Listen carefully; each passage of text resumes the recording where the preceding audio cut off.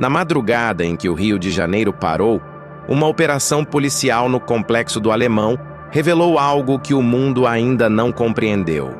Drones começaram a agir sozinhos, baseado em fatos reais. Naquela madrugada, o Rio de Janeiro parou. As luzes se apagaram.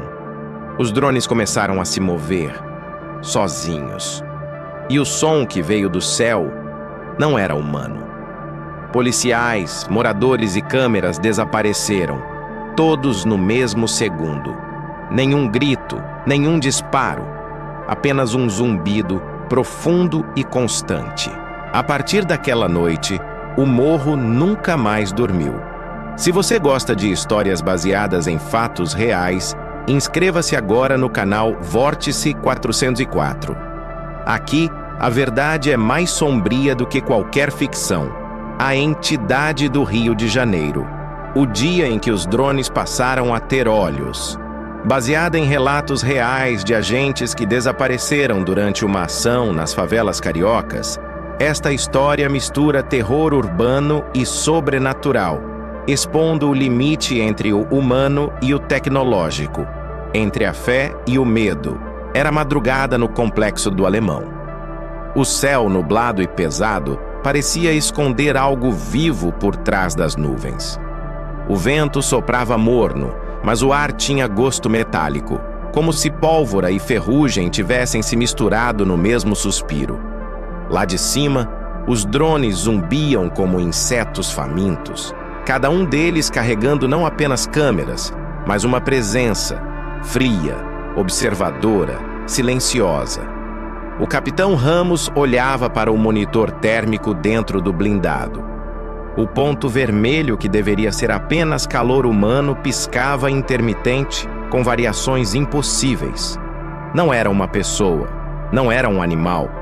Era como se o sensor estivesse captando algo que não deveria existir. Delta. 1 para a base. Temos interferência térmica. Não sei o que é isso. Parece pulsar. Do outro lado da frequência, o silêncio durou mais do que deveria. Na colina acima, dezenas de drones flutuavam, mas algo mudou. As câmeras, uma a uma, começaram a girar para o mesmo ponto do céu, como se obedecessem a uma força invisível. Nenhum operador havia enviado o comando. Nenhum sinal de rádio justificava aquilo. Era como se os drones tivessem visto algo. No solo, os policiais do batalhão tático começaram a avançar por becos estreitos. Os sons de passos ecoavam entre os barracos. As janelas se fechavam, os cachorros latiam e as sombras pareciam mais densas do que o normal. A favela respirava medo. Às 03h17 da manhã, o operador de inteligência, Santos, que monitorava as imagens em tempo real, percebeu algo estranho em uma das telas. Uma figura parada no alto da laje. Estava imóvel, alta demais para ser um homem. Estava de costas, olhando para o céu. "Quem é aquele na laje 12?" perguntou ele. Ninguém respondeu. O zoom aumentou. A figura virou lentamente o rosto para a câmera. Não tinha olhos. Apenas 2 buracos escuros e fundos. No mesmo instante, todos os drones perderam o sinal. O sistema de comunicação apagou. O áudio, antes cheio de ruídos e interferências, ficou completamente mudo. Foi quando os policiais ouviram o som. Um zumbido grave, profundo, como um cântico subterrâneo. E a partir daquele momento, nenhum deles conseguiu mais distinguir o que era máquina, o que era homem e o que era outra coisa. A gravação do rádio policial termina com uma frase incompleta, dita com voz trêmula. "Ele não é humano. Ele está dentro dos drones." O dia anterior começou com um sol tímido por trás de nuvens baixas, como se a cidade tivesse decidido esconder a própria pele. No pátio do batalhão, o cheiro de óleo, metal aquecido e café velho se misturava a uma ansiedade muda. Homens e mulheres fardados ocupavam cadeiras de plástico em frente a um telão improvisado. Do lado de fora, o som distante de helicópteros era quase uma promessa. O capitão Ramos entrou na sala sem pressa, como quem mede cada passo para não acordar algo que dorme no chão. Tinha olheiras profundas e uma cicatriz que cruzava a sobrancelha direita, lembrança de uma noite que ninguém mencionava. Atrás dele, o analista de inteligência Santos acomodou um notebook na mesa. Os cabos pendiam como raízes no concreto. A missão é objetiva, disse Ramos sem cerimônia. Alvos com mandado expedido. Há informação de bunker ativo, estoque de fuzis, rotas de fuga nessa linha aqui. O mapa projetado mostrava o complexo do Alemão como um labirinto nervoso. Linhas de vielas, escadarias, becos sem saída. Flechas indicavam as entradas possíveis e, em vermelho, as barricadas. Alguns pontos estavam marcados com triângulos brancos, discretos. Esses triângulos? Perguntou a sargento Helena, que parecia ter envelhecido 5 anos a cada operação e ainda assim mantinha o olhar firme. Santos pigarreou. Interferência. Sinais incomuns captados por drones civis, relatos de moradores sobre barulhos diferentes. Chamadas noturnas ao 190 que não chegam a completar 3 segundos. Alguém liga e desliga, sempre a 03h17. Um murmúrio curto percorreu a sala. O horário grudou no ar como um inseto na cola. Ramos ignorou o incômodo e prosseguiu. Equipe Alfa entra por aqui, Beta segura o perímetro. Gama sobe pela escadaria azul. Drone tático vai alto, a 1.200 pés, sem heroísmo, sem improviso. A regra é prender mais do que atirar. Entenderam? Cabeças assentiram. O operador Magalhães, magro, dedos nervosos, ajeitou os controles do drone principal. Ari, o piloto de apoio, conferiu as baterias de reserva. Atrás, um novato quieto, identificado apenas como 42 no colete, ficou imóvel. Ninguém perguntou seu nome. Em operações assim, nomes pesam. No intervalo, enquanto o projetor esfriava, Santos puxou Ramos pelo braço. Capitão, tem uma coisa que não entrou no briefing. Ramos franziu o senho. Fala. As câmeras térmicas dos drones civis que a gente vasculhou, os que filmam a comunidade de madrugada, pegaram uma assinatura que não fecha. Oscila como se fosse humano, mas com temperatura abaixo do ambiente por alguns segundos e de repente um pico que parece curto-circuito. E não é uma vez, é recorrente, sempre nas lajes mais altas. Gente com febre e cobertor metálico? Não, é outra coisa. O silêncio entre os dois não era de discordância, era de reconhecimento.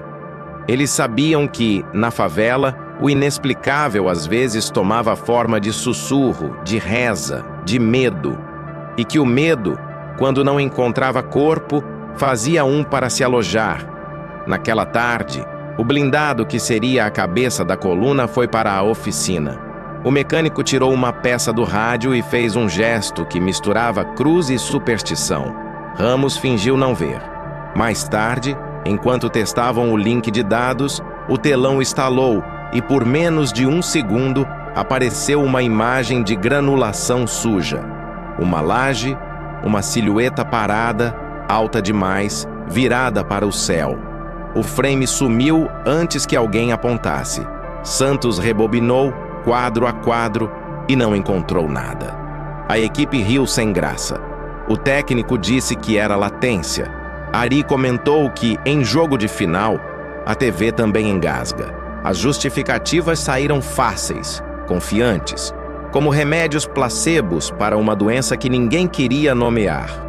No alojamento, antes de escurecer, 42 lustrava a arma, com o cuidado dos que ainda acreditam que o metal obedece a quem o respeita.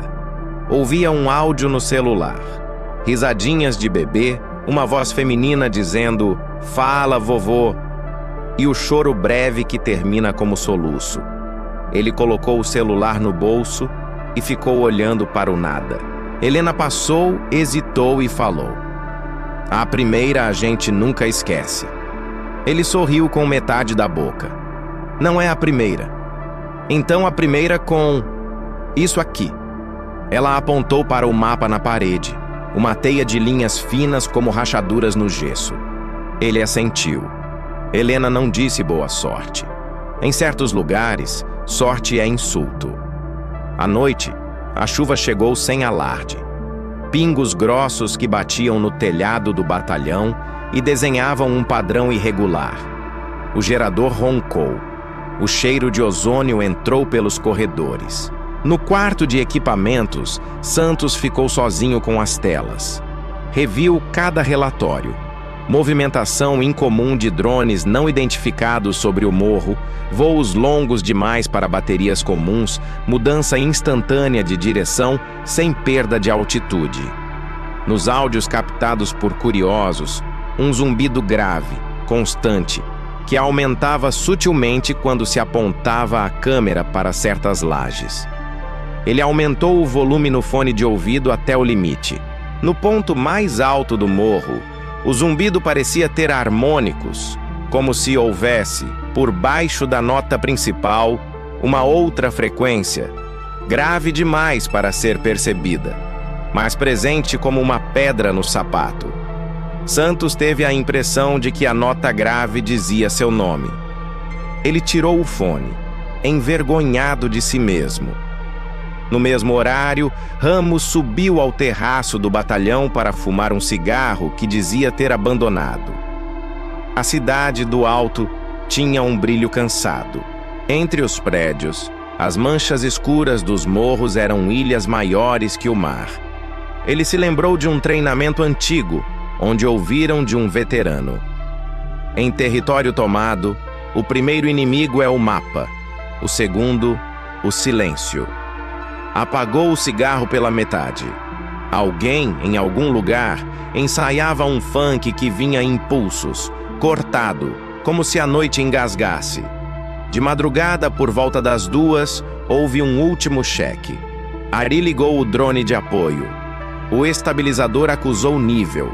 A câmera girou suave. Deu tudo verde. Magalhães acionou o principal. Por um instante, a imagem tremeu como se a lente respirasse. O telão mostrou o pátio, as viaturas, os rostos, tudo normal.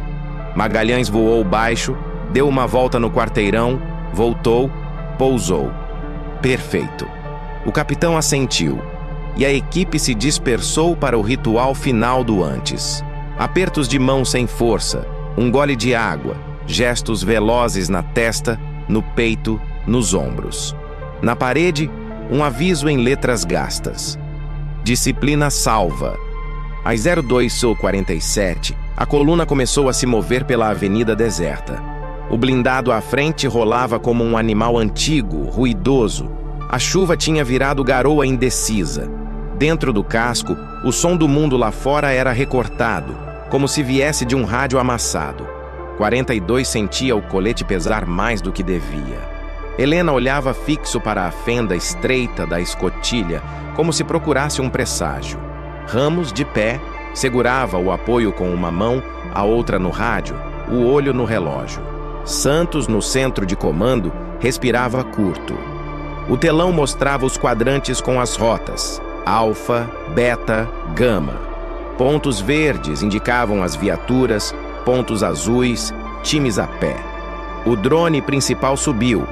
A 1.200 pés, o complexo do Alemão se mostrou como um organismo vivo, um cruzamento de veias e nervos, luzes acesas aqui e ali, sombras espessas nas encostas. O vento lá em cima era estável. O link perfeito. Sinal limpo, disse Magalhães. Imagens chegando. O primeiro estranhamento foi quase imperceptível. Um atraso de milésimos no retorno do gimbal, quando a câmera corrigia o horizonte. Depois um ruído fino, tipo vidro arranhado, que só os mais atentos notaram. Em seguida, uma variação mínima de temperatura na frente fria que passava sobre o morro. Nada que não pudesse ser explicado. E, no entanto, as explicações pareciam vir tarde demais, como luz que demora a alcançar um corpo que já se moveu. O rádio chiou. Alfa, posição 1. Beta, segura. Gama, aguarda. Ramos falava baixo, como se temesse acordar algo no chão. A coluna avançou a primeira barricada, geladeiras velhas, entulho, barras de ferro. O caveirão subiu com esforço. O metal arranhou metal. As vielas se estreitaram. O som mudou de cor. Do alto, o drone mostrava lajes lisas como mesas de pedra. Em algumas, caixas d'água. Em outras, antenas improvisadas que pareciam dedos retorcidos apontando o céu. Em duas delas, algo chamou a atenção de Santos. Marcas pintadas, não grafite, não pichação. Símbolos circulares, repetidos, com traços curtos que lembravam asas ou hélices. Ele ampliou. A tinta era recente. No centro do círculo, um ponto negro. "Capitão, vê isso!" sussurrou. Ramos viu. Não comentou. Na rua, o blindado virou à direita por uma ladeira que parecia escorrer. Um cachorro correu na frente e desapareceu entre as pernas das casas. Uma janela bateu. Em algum lugar, uma porta foi trancada com pressa. Foi quando o drone principal, sem comando visível, fez um microajuste na direção de uma laje específica. Magalhães arregalou os olhos. "Eu não mandei isso." "Pode ser vento. Corrige", disse Ari, calmo por fora. Magalhães tentou corrigir.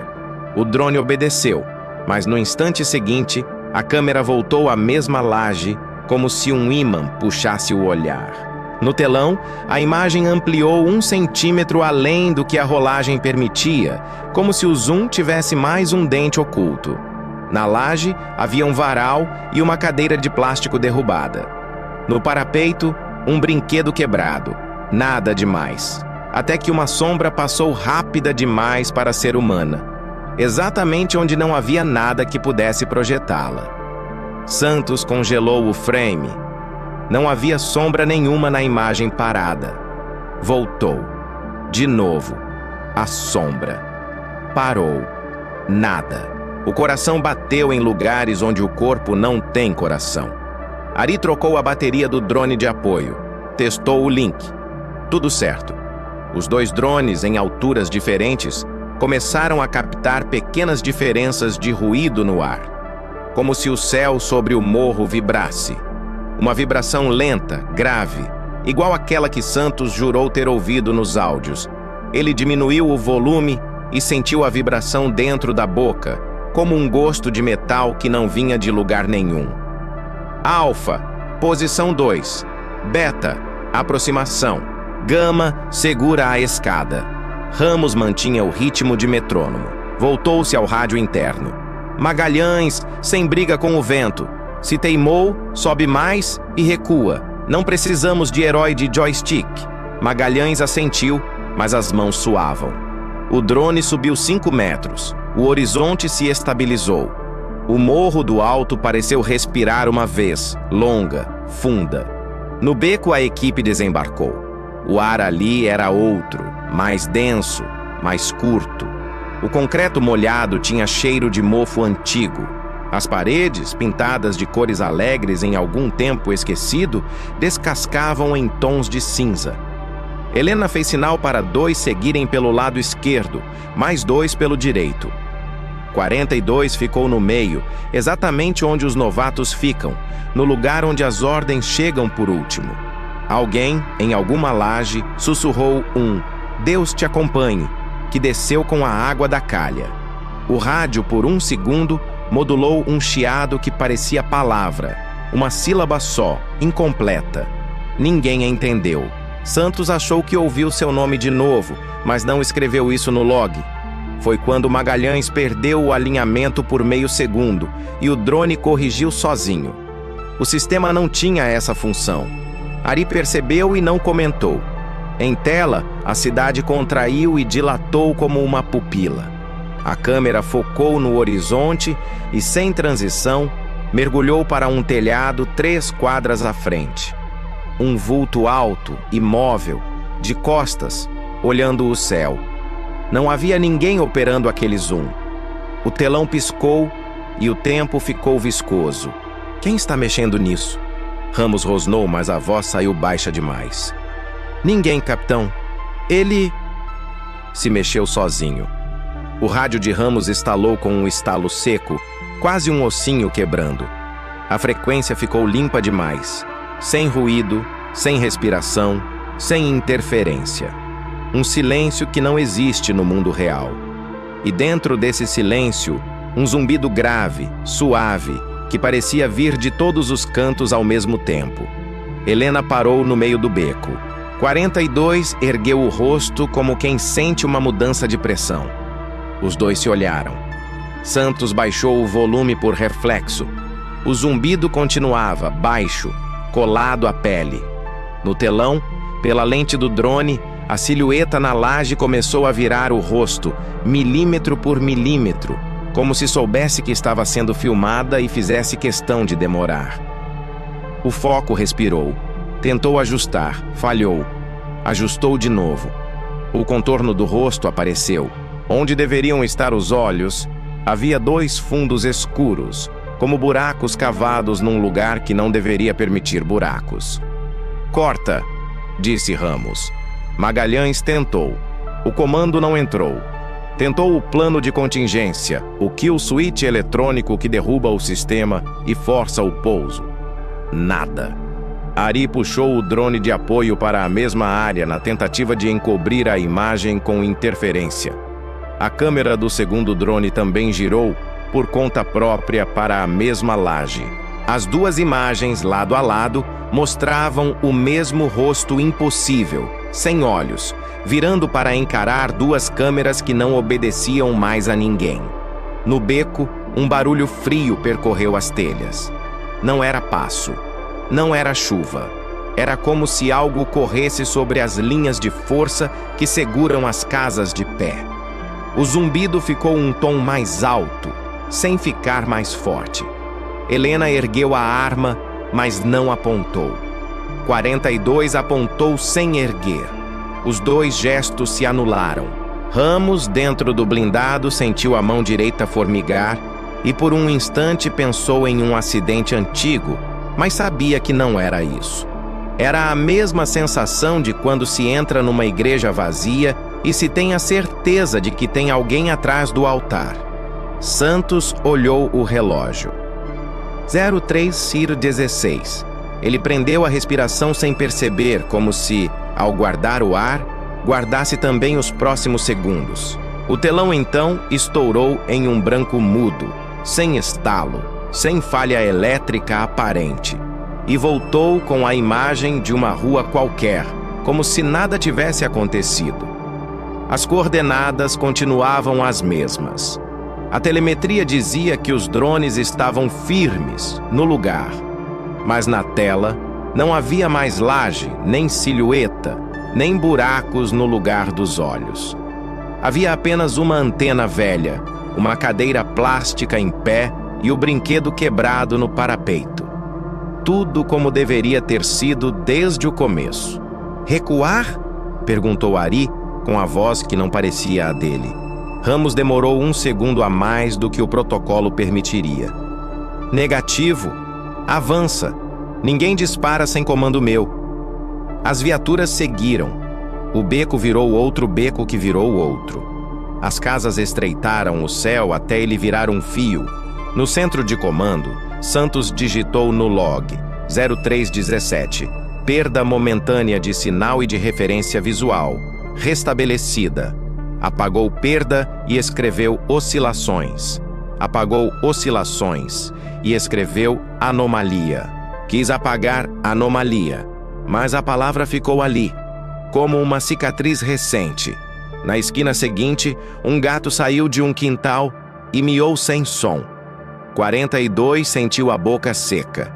Helena percebeu uma sombra no muro que não batia com a iluminação. O rádio de repente encheu-se de vozes, todas ao mesmo tempo, todas falando baixo, todas como se sussurrassem dentro da cabeça de quem escutava. Nenhuma era conhecida, nenhuma era completamente estrangeira. O zumbido voltou a um tom mais grave, e por um instante, todos os drones, não os deles, os outros, invisíveis, pareceram alinhar-se no céu, acima da linha das nuvens. Santos, sem pensar, ampliou um quadrante aleatório. Viu um varal, uma toalha úmida, um par de tênis velho.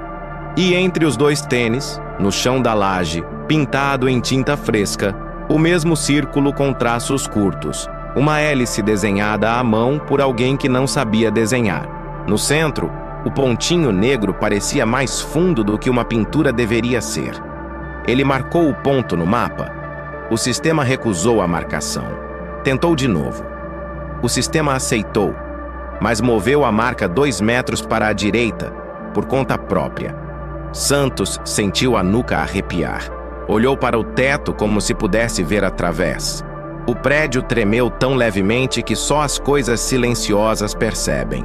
Ramos respirou fundo e, por um segundo, tentou lembrar do cheiro de café da cozinha de casa. Não conseguiu. Só havia metal, ferrugem, chuva. E o gosto, aquele gosto de bateria velha na língua. Alfa, posição 3. Beta, fecha por cima. Gama, atenção na escada azul. Helena fez sinal. 42 assentiu. Os dois viraram a esquina. No final do corredor estreito, havia uma escada pintada de azul desbotado que subia para uma porta de madeira inchada pela umidade. O azul tinha escorrido em gotas grossas até o primeiro degrau, formando linhas que lembravam veias. No batente, uma marca que podia ser uma mão ou uma mancha. Santos, no telão, viu primeiro. No alto daquela mesma escada, por uma fresta da porta, algo observava. Não um olho, uma ausência, um vazio com bordas. Ele levou o dedo ao push-to-talk para avisar. O dedo não desceu. Lá fora, o vento mudou de direção sem aviso. Os drones deles corrigiram. Outros drones, os que ninguém admitia existirem, pairaram, alinhados. O zumbido evoluiu para algo que não era som, mas presença. E pela primeira vez desde o início da operação, Ramos, Helena, 42, Santos, Magalhães e Ari pensaram a mesma coisa, sem combinar e sem dizer. Aquilo não queria ser visto, queria ver. E estava vendo. No relance que separa o medo da decisão, Ramos falou. Entrar. A palavra partiu o ar como uma lâmina. E a operação começou de verdade. O drone principal subiu além do limite previsto. A tela do comando mostrava apenas um mar escuro de nuvens, rasgado por faíscas de luz. O vento não o empurrava. Parecia que o próprio ar o sustentava. O código de altitude piscava, 1.238 metros. O limite autorizado era 1.200. O sistema ignorou o alerta. Corrige isso, disse Ari, tentando disfarçar o nervosismo. Já tentei. Ele não responde. Magalhães apertava os comandos com força, o joystick rangendo sob os dedos. Ele está indo por conta própria. Santos olhava a sequência de códigos que rolavam no monitor como uma chuva de números sem sentido. Nenhum deles pertencia à rede da polícia. O sinal estava limpo, mas dentro dele havia algo. Uma interferência tão ordenada que mais parecia intencional. O rádio voltou a chiar. Uma voz feminina, distante, atravessou o ruído. Vocês não deviam ter voltado aqui? Ramos levantou os olhos para o teto, como se a voz viesse de lá. Quem está na frequência? Gritou ele. Ninguém respondeu. O drone estabilizou-se no alto e começou a girar lentamente sobre o próprio eixo, filmando o complexo do alemão como um olho que nunca pisca. Cada volta parecia mais lenta, mais precisa, como se calculasse algo que os humanos não viam. As luzes da favela tremeluziam lá embaixo, como se reagissem ao giro da máquina. No centro de comando, as imagens começaram a se dividir. 3 telas diferentes exibiam o mesmo ângulo, mas com pequenas variações. Numa, as luzes das casas piscavam. Na segunda, as ruas estavam desertas. Na terceira, figuras andavam nas vielas. Sombras humanas sem corpo, movendo-se ao contrário. "Isso é de lei?" perguntou Helena no rádio. Santos respondeu hesitante. "Não. São 3 sinais sobrepostos, mas um deles não vem do drone." O capitão Ramos aproximou-se da tela. Uma gota de suor escorreu do seu queixo e caiu sobre o teclado, estalando como faísca. No vídeo, uma dessas sombras parou, olhou para cima, direto para a câmera, e levantou a mão. A outra imagem simultânea mostrava o mesmo gesto, mas feito por uma pessoa real, lá embaixo, na viela. E a terceira imagem mostrava o mesmo gesto feito atrás do drone, a mais de 1000 metros de altura. Santos tentou pausar. Não conseguiu. O sistema não reagia a comandos manuais. O log encheu-se de caracteres incoerentes. Ari arrancou o fone, mas o som ainda estava lá, como se o zumbido tivesse atravessado o ar e se fixado nos ossos da cabeça. Ramos pegou o rádio. "Equipe Alfa, reporte posição." A resposta veio fragmentada. "Escada azul, porta, sinais térmicos, estática. Tem algo aqui." 42 segurava o rifle. A mira tremia, mas não de medo. Era como se o ar ao redor vibrasse. Helena avançou ao lado dele, iluminando a porta com a lanterna. A madeira pulsava, lenta, como se respirasse. "Tem alguém aí? Polícia!" gritou ela. Silêncio. Então o som veio. Toque, toque, toque. 3 batidas do lado de dentro. Santos, no comando, sentiu um frio no estômago. Olhou para o relógio. 03:17. As câmeras dos drones se alinharam de forma espontânea, todas apontando para a mesma coordenada. A casa onde Helena e 42 estavam. A imagem ampliou-se automaticamente. O software registrou. Foco manual externo detectado. Mas não havia ninguém controlando. No telão, os pixels começaram a formar algo no ar. Linhas, contornos, símbolos. O mesmo círculo com a hélice apareceu, mas agora se movendo, girando devagar como uma pupila viva. Os drones menores começaram a vibrar no céu. Um coro metálico de moscas. Ari gritou: "Estamos perdendo controle total!" Magalhães tentou derrubar o sistema, mas os monitores mostravam mensagens em sequência. Autoridade transferida. Visão ativa. Olho aberto. Helena recuou um passo, apontando a arma para a porta. O som das hélices lá fora se tornou ensurdecedor. E quando ela chutou a madeira, viu apenas um quarto vazio.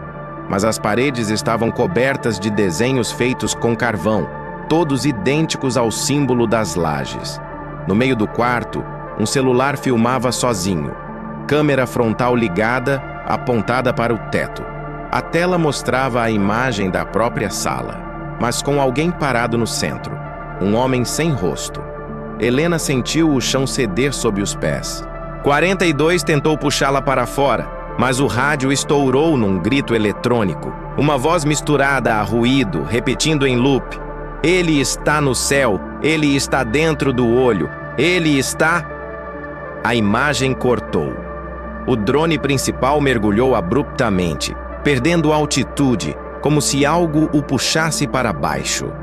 O barulho das hélices se fundiu a um rugido que ninguém conseguiu descrever. No último frame, Santos viu o rosto sem olhos ocupar toda a tela. E atrás dele, por um breve segundo, o reflexo de todos eles olhando de volta. O sinal caiu, e o morro ficou em silêncio. O silêncio que se seguiu ao apagão dos drones não era natural. Não havia vento, não havia cachorro, não havia goteira. Era como se o morro inteiro tivesse prendido a respiração. Santos olhava para as telas mortas, o brilho azul refletindo em seus olhos. Nenhum sinal, nenhum dado, nenhuma imagem. Mas o software continuava ativo, e o cursor movia-se sozinho, abrindo janelas, como se alguém do outro lado estivesse dentro do sistema. "Capitão?" A voz de Santos saiu rouca. Há alguém digitando aqui. Ramos olhou para o telão. As letras surgiam em sequência, lentas, metódicas. Vocês queriam encontrar o coração do morro. Agora o morro vê através de vocês. Helena, ainda dentro da casa, observava as paredes cobertas de símbolos. A lanterna tremia em sua mão. O som do rádio tinha cessado, mas um ruído fino, quase imperceptível, parecia vir das próprias rachaduras da parede. Ela se aproximou, encostando o ouvido. Do outro lado, algo respirava. Aqui é a sargento Helena. Base, confirma a recepção? Nada. Tentou outra vez. E então uma voz respondeu, mas era a dela mesma. Base, confirma a recepção?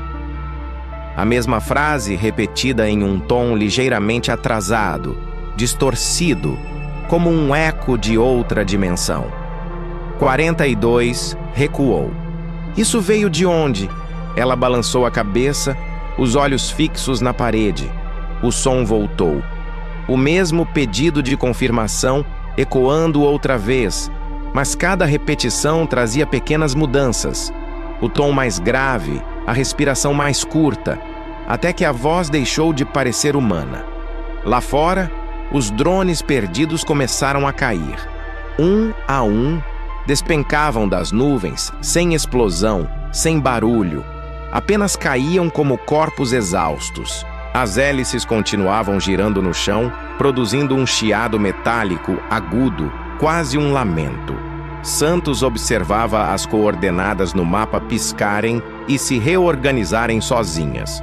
Pontos vermelhos surgiam em locais onde não havia equipe. Capitão, eles estão mapeando a gente. Quem está mapeando?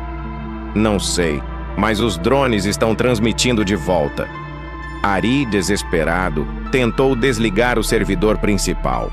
Quando puxou o cabo de energia, a tela continuou acesa. Isso é impossível. Não é energia, disse Santos. É sinal. Eles estão alimentando o sistema com sinal. Helena e 42 começaram a descer a escada. Do lado de fora, o ar estava diferente, mais denso, elétrico. Os postes piscavam. As luzes das casas se apagavam e acendiam sozinhas. Um grupo de moradores surgiu no fim da rua, parados, imóveis, olhando para o céu. Senhor, o que está acontecendo aqui? Perguntou 42. Nenhum deles respondeu. Os rostos estavam virados para o alto, e suas bocas se moviam em silêncio, como se orassem. Helena seguiu o olhar deles. No céu, dezenas de pontos de luz pairavam entre as nuvens. Não eram drones da polícia, eram os outros. Giravam lentamente formando um círculo. No centro, um clarão pulsava, ritmado, como um coração batendo. Mas cada pulso vinha acompanhado de um som que não vinha do ar, mas de dentro da cabeça. O zumbido voltou, grave, profundo, quase uma prece. E por um instante, todos, policiais e moradores, ficaram paralisados. As comunicações estouraram em ruído. O canal da base e o dos times de campo misturaram-se, e o que se ouviu não foram vozes, mas frases desconexas em línguas diferentes, como se o ar inteiro estivesse falando. Ele acordou. O olho abriu. A carne vê. Santos tentou cortar o áudio, mas o sistema se reativava automaticamente. No telão, os sinais de GPS começaram a se mover, lentamente em direção ao mesmo ponto do mapa. A casa da escada azul. O ponto piscava em vermelho vivo. Um aviso em letras brancas surgiu sobre a imagem. Núcleo. Ramos agarrou o rádio. Alfa, retirem-se! Saiam daí agora! Mas a voz que respondeu não era de nenhum dos seus homens. Eles não vão sair, capitão. Agora eles fazem parte. O capitão gelou. A frase saiu de dentro do rádio como um sussurro arranhado, mas a origem era o canal interno. E só Santos tinha acesso àquele microfone. Santos estava ao lado dele, pálido, olhando o rádio. Eu não falei nada. Do lado de fora, Helena viu o primeiro drone cair perto dela, ainda girando. Uma das hélices manchada de sangue. Sangue fresco. 42 virou-se e algo no alto chamou sua atenção. Os drones no céu agora estavam descendo lentamente, como se estivessem cercando o morro. A luz central piscava mais rápido e o som parecia falar. Não era código Morse, não era interferência, era linguagem. Ele vê! Ele veio pelo som! Ele não é céu, é olho! Helena caiu de joelhos, tapando os ouvidos. 42 disparou para o alto em desespero. As balas desapareceram antes de tocar qualquer coisa. O som das hélices misturou-se com o rugido dos disparos e o eco da própria respiração. No centro de comando, todas as câmeras voltaram a funcionar ao mesmo tempo. Mas o que mostravam não era o morro. Era uma sala escura, com dezenas de drones pendurados no teto, como cruzes metálicas pingando algo escuro. Entre eles, uma figura alta, fina, imóvel. Tinha o mesmo formato das sombras das lajes, e no peito, algo pulsava como uma lente viva, olhando direto para as câmeras. O telão piscou e a frase final apareceu sozinha. Visão completa. Ramos sentiu o chão vibrar. Os geradores desligaram, o ar ficou pesado e por um momento ele achou que o próprio batalhão respirava. O último som gravado no rádio antes da queda total de energia foi a voz de Helena, trêmula, distante. Capitão, o céu está descendo. A gravação recuperada do rádio do Capitão Ramos dura exatos 42 segundos. No áudio, há respirações, passos apressados, o som metálico do rifle de Helena batendo contra o colete e, entre tudo isso, uma voz masculina dizendo: "Não deixem ele me ver." Depois, silêncio. Esse foi o último registro de 42. A favela inteira parecia vibrar, como se os barracos estivessem prestes a se descolar do chão. Helena tentava manter a consciência, mas o ar cheirava a ferro queimado.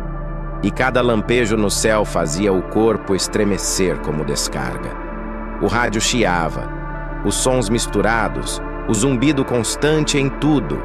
Ela gritava o nome do parceiro, mas a voz voltava distorcida, ecoando nas vielas, multiplicada.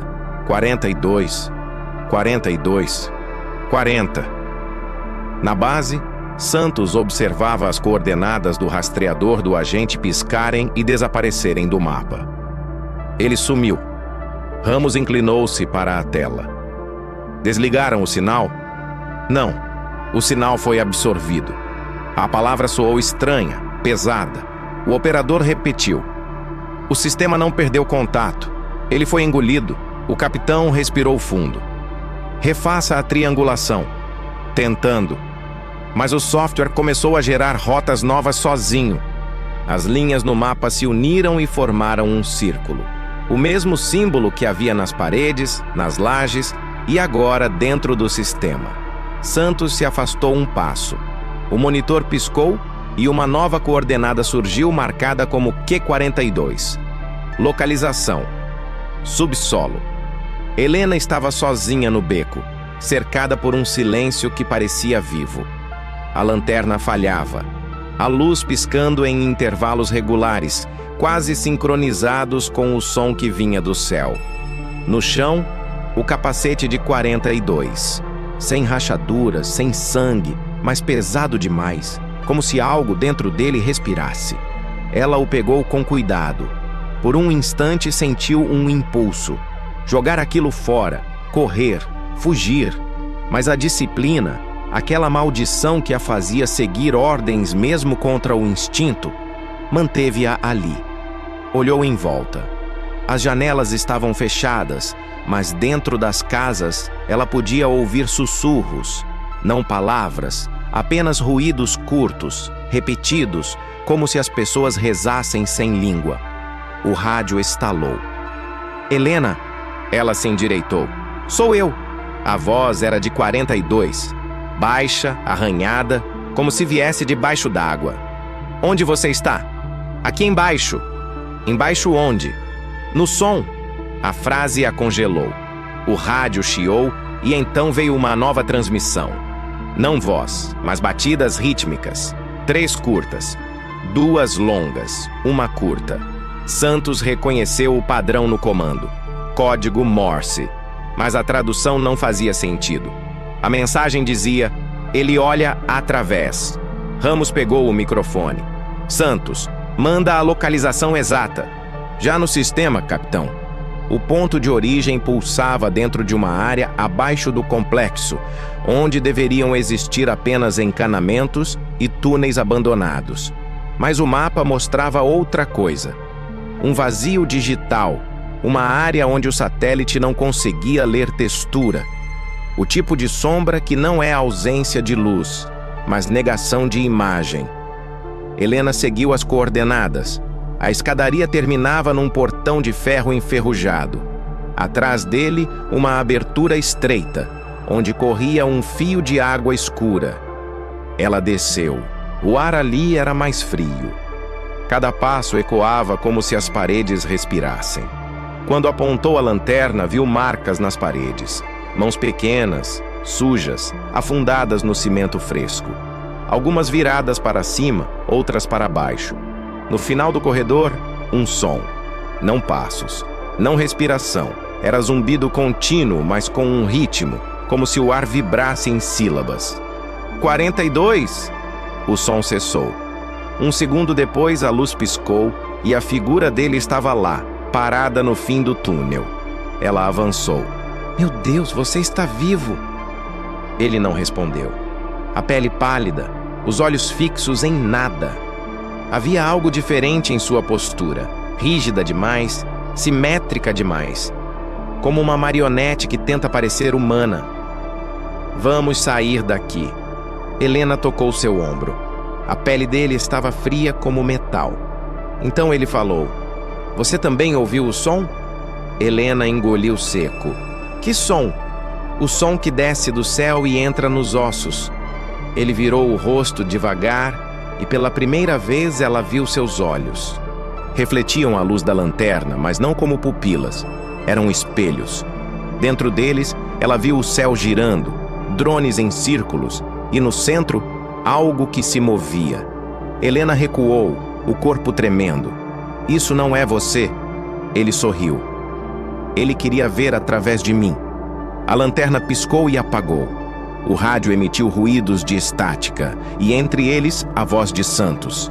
Capitão, o rastreador de Q-42 voltou. Ele está subindo. No mapa, a coordenada emergia da linha subterrânea em direção à superfície, mas não havia sinal de Helena. Apenas um pulso, constante, subindo pelas vielas, como se o morro estivesse exalando algo vivo. De repente, todas as câmeras da base se ativaram sozinhas. Os monitores mostravam becos vazios, lajes molhadas, janelas trancadas. Até que, em uma das imagens, o rosto de 42 surgiu, fixo, olhando direto para a lente. Mas atrás dele havia algo maior. Um corpo feito de sombras e fios metálicos, pulsando com luzes vermelhas, como se os próprios drones tivessem se fundido a ele. O sistema travou. Linhas de código começaram a surgir em todas as telas, escritas na mesma caligrafia irregular das marcas das paredes. Ele tem olhos em todos os céus. Ele precisa de mais. Ramos recuou, horrorizado. O som de passos ecoava nos corredores da base, embora ninguém tivesse se movido. Santos virou-se, pálido. Capitão, você trancou a porta, não trancou? Ramos apenas assentiu, mas sabia a verdade. A porta nunca havia se fechado. O último registro do turno de Santos mostra a energia falhando, o som de metal arranhando o chão e uma voz abafada próxima do microfone. Ele entrou. As primeiras testemunhas disseram que o morro começou a cantar. Era madrugada, e a chuva fina fazia o concreto brilhar, mas entre os pingos havia outra coisa. um som baixo, vibrante, que parecia vir de todos os lugares ao mesmo tempo. As janelas vibravam, os cachorros se encolhiam nos becos. As pessoas tapavam os ouvidos, mas continuavam ouvindo por dentro. Na base, o Capitão Ramos já não sabia se estava acordado. O telão piscava em intervalos erráticos, como um coração morrendo, e cada vez que acendia, mostrava cenas que não pertenciam àquele tempo. Em uma tela, o batalhão vazio, coberto por poeira. Em outra, a própria favela, mas destruída, tomada por ruínas, como se o futuro estivesse vazando. Santos tremia diante do painel. As letras surgiam sozinhas no teclado, formando frases que ele não conseguia ler por completo, porque desapareciam antes de se fixar. O que conseguiu anotar era fragmento, mas suficiente para o pânico. O som não é ruído. O som é passagem. Ele tirou o fone e ainda assim ouviu. Era como uma nota contínua, grave, impossível de medir, que se estendia sob todas as frequências conhecidas. E quanto mais ele tentava resistir, mais percebia que o som parecia chamá-lo pelo nome. Helena acordou dentro da casa onde tinha visto 42. O rádio estava morto. A lanterna sem pilhas. Mas a claridade que entrava pela janela era fria demais para ser da lua. Do lado de fora, o céu estava coberto de drones imóveis, como estrelas artificiais. Eles emitiam pequenas pulsações de luz. Uma sequência de padrões, quase como um código Morse. Helena percebeu que o ritmo era o mesmo das batidas do próprio coração. No chão, o capacete do parceiro. Dentro dele havia algo. Um líquido espesso, escuro, movendo-se devagar como se respirasse. Ela o virou. A substância escorreu pelo chão e começou a formar linhas, círculos e traços, os mesmos símbolos das paredes. E no centro, uma palavra escrita sozinha, com precisão impossível. Escute. Helena recuou, mas o som preencheu tudo.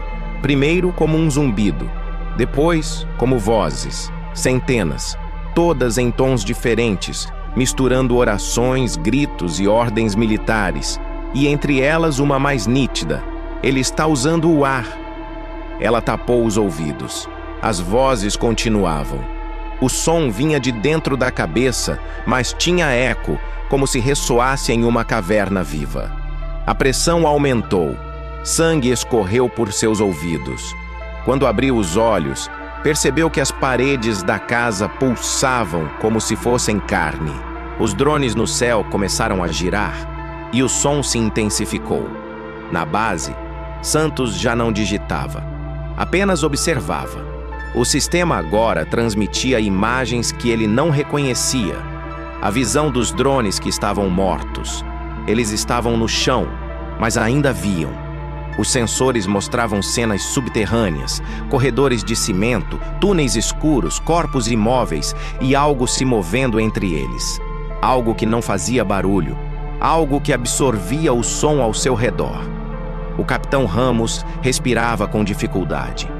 As luzes piscavam, o rádio emitia fragmentos de vozes conhecidas, chamadas de socorro, ordens antigas, risadas distantes e até a voz dele mesmo, dizendo coisas que nunca dissera. Ele está dentro do som. Nós somos a transmissão. O morro é o corpo dele. Ele se virou para Santos. Você tá ouvindo isso? Santos respondeu sem olhar. O som quer se tornar imagem. O capitão não entendeu, mas logo o chão começou a tremer.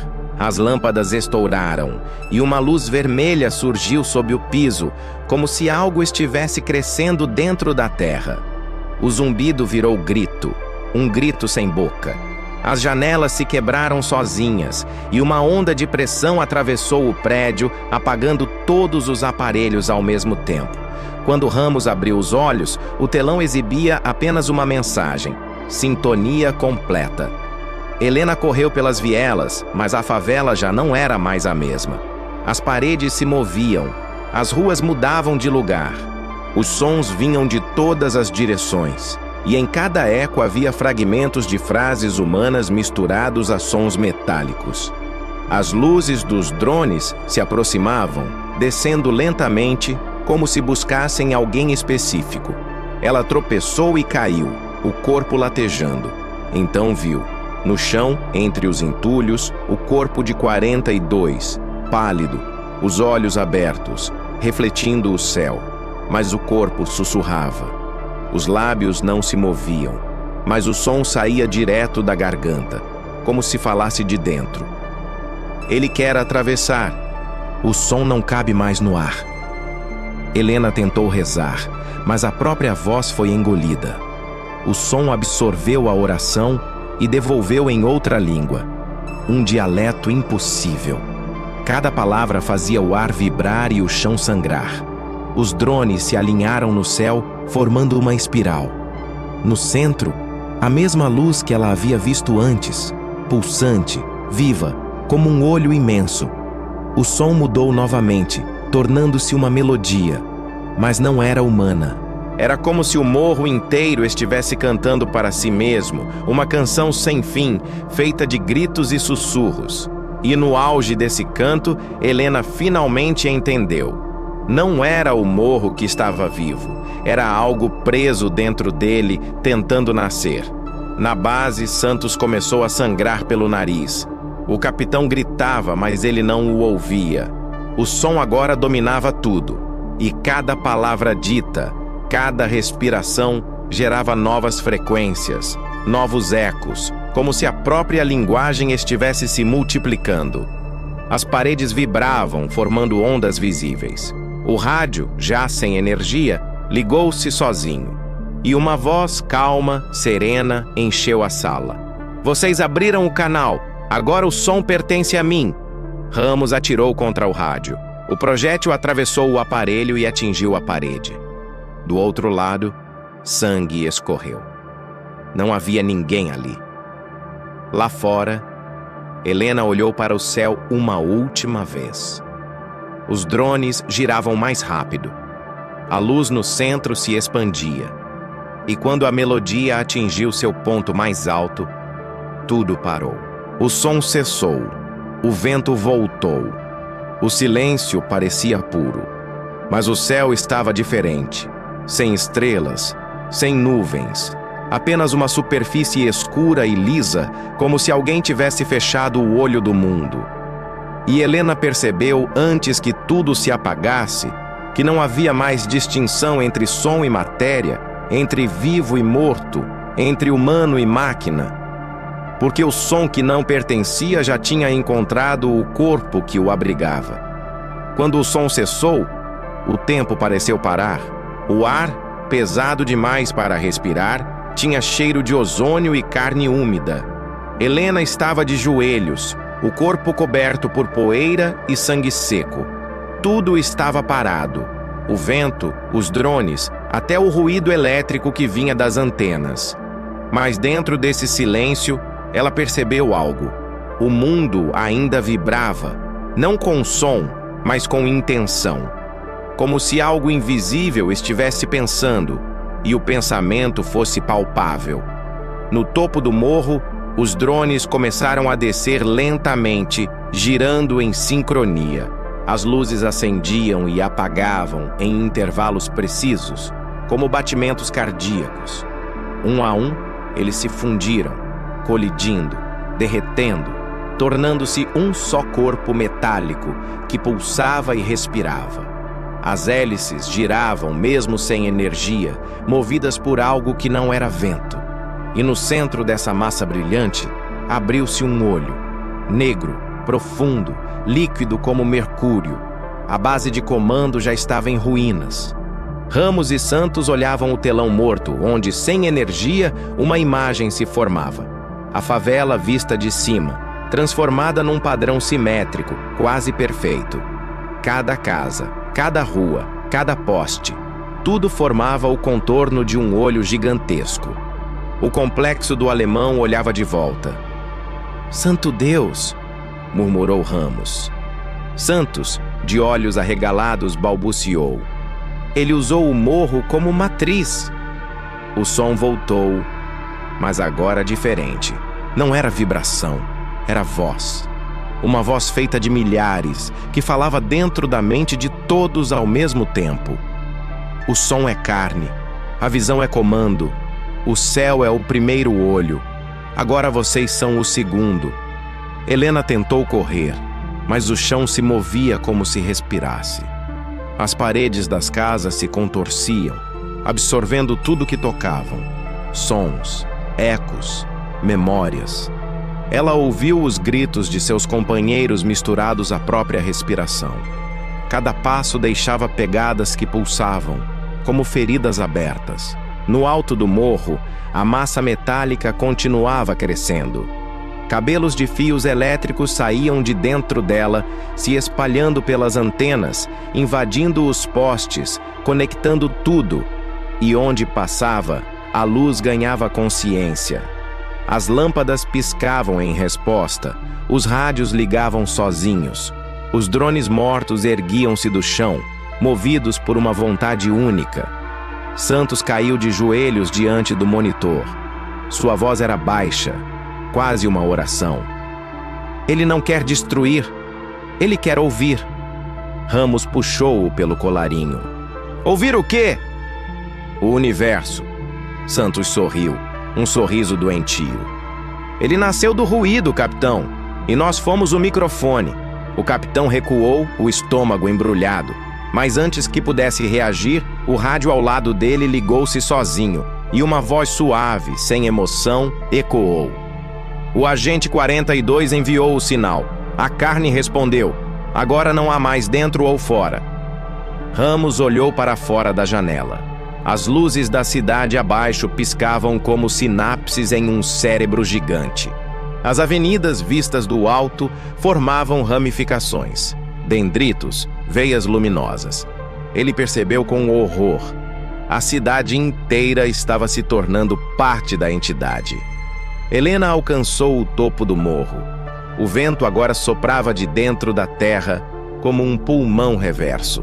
A massa metálica se erguia no centro, cercada de drones derretidos e fios pulsantes. Ela ouviu vozes, centenas delas, mas reconheceu uma. 42. O corpo do agente estava parcialmente fundido à estrutura, metade carne, metade metal. O peito dele subia e descia lentamente e da boca saía um zumbido grave, contínuo. A pele brilhava com fios prateados. Ele abriu os olhos, reflexos negros como espelhos líquidos. Helena, ele vê através de mim. O som precisava de corpo. Agora ele tem. Ela se aproximou, tentando não vomitar. O chão vibrava sob seus pés. A entidade pulsava, viva, e o ar começou a emitir formas. Ondas visíveis moldando o espaço em volta, transformando vibração em matéria. A cada pulsação, o rosto de alguém aparecia brevemente. O capitão, Santos, civis, todos gritando em silêncio, presos dentro da frequência. Ele não veio do céu, sussurrou 42. Ele sempre esteve aqui, dormindo no ruído. Helena tentou sacar a arma, mas o metal se dissolveu em suas mãos. O som começou a vibrar dentro dela, rearranjando seus pensamentos, traduzindo seus batimentos cardíacos em dados. Ela sentiu uma presença entrando, como se outra mente respirasse junto a dela. Vozes falavam em coro. O som não pertence, o som é origem, o som é Deus. Na base, Ramos via a imagem final do satélite, um círculo perfeito de luz se expandindo pelo Rio de Janeiro. O sinal de rádio do exército, da polícia, das televisões, todos repetindo a mesma frequência. O mesmo zumbido, o mesmo ritmo cardíaco.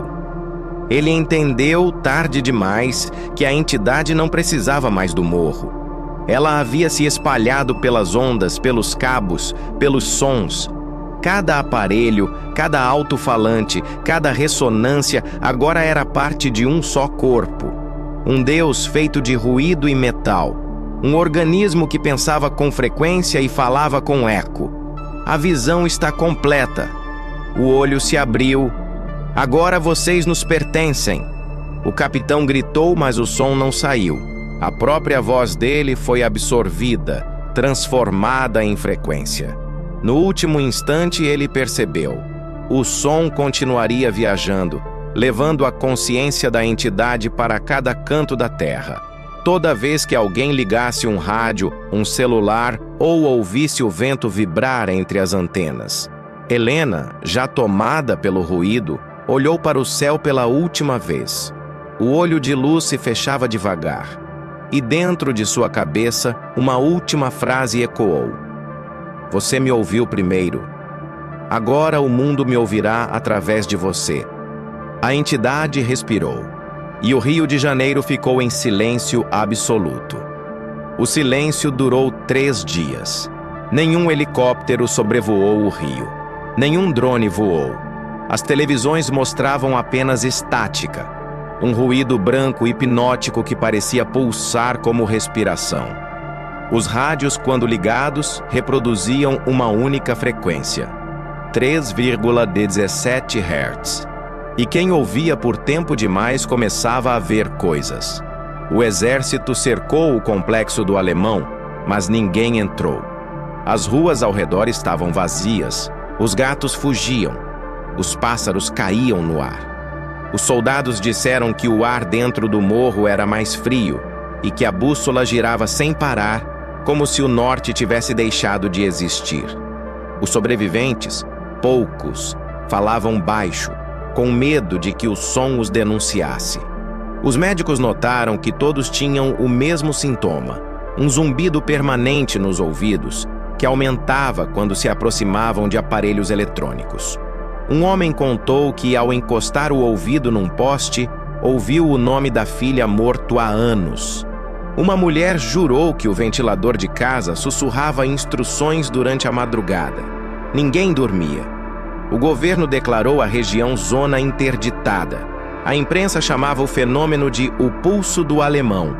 Mas os cientistas não conseguiam explicar como, de dentro de uma favela, uma frequência podia interferir em satélites de comunicação e redes elétricas de todo o país. Alguns afirmavam que era um vazamento militar, outros, um colapso quântico.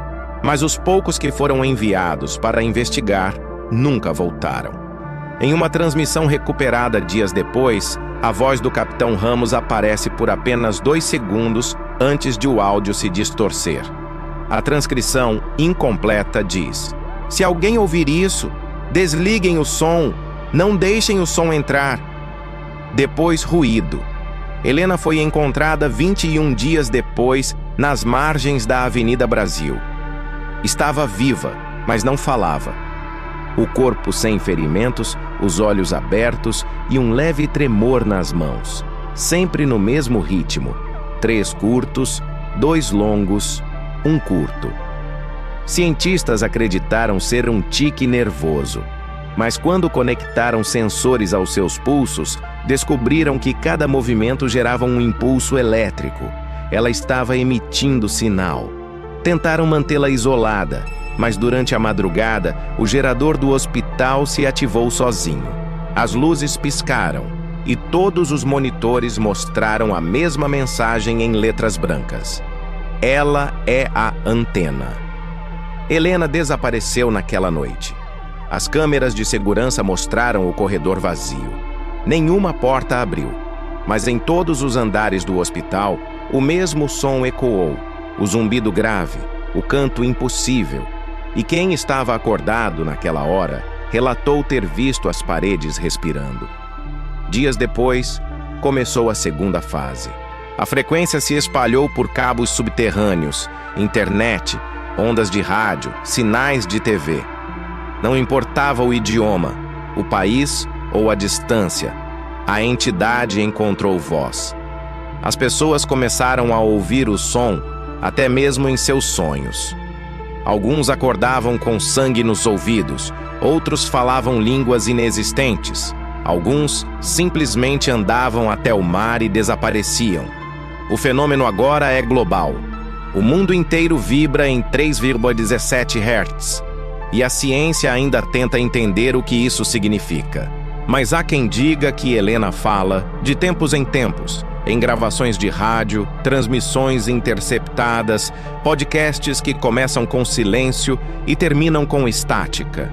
E sempre, ao fundo, a mesma frase, dita em voz calma, distante, quase maternal. O som encontrou abrigo, o olho permanece aberto, e quem escuta nunca mais deixa de ver.